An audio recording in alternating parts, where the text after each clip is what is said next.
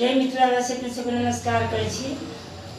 एकटा जनौके गीत लऽ के अयलहुँ हँ, गा रहल छी, सुनू अपने सब गीतके आनंद उठाउ। संगीता झा गा रहल छी, नीक लागत से कहब, लाइक शेयर कर देब।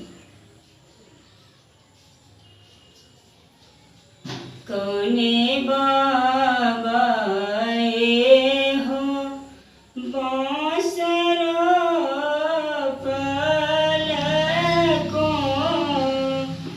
पर छाड़ल रे, ललनर काने दाई राखल नबे मास दुलरुआ बाबू के जानऊ हे। अपन बाबा हो बांसुरो पलकों पर छाड़ल रे, ललना रे बधाई रखल नबे मास दुलरुआ बाबू के जानऊ रे।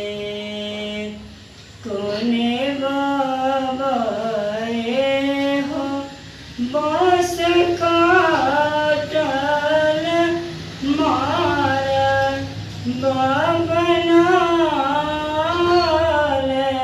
रे, ललना रे काने दाई लाल पियर रंग घोर मरबा छबाल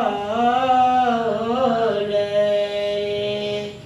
बड़का बाबा हो बांस काटल मारबा बनल रे, ललना रे बधाई, ललना रे बधाई घोरू लाल पियर मरबा छबाल रे।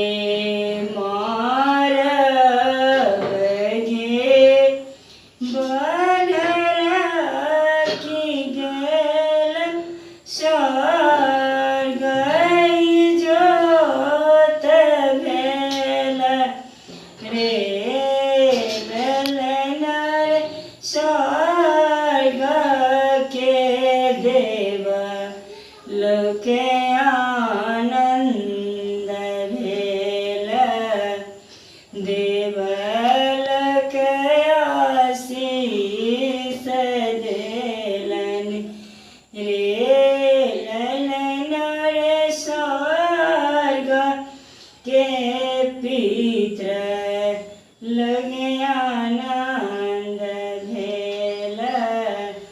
अभे वंश बढ़ल रे, ललना रे स्वर्ग के पितर सब आनंद भेल। अबे वंश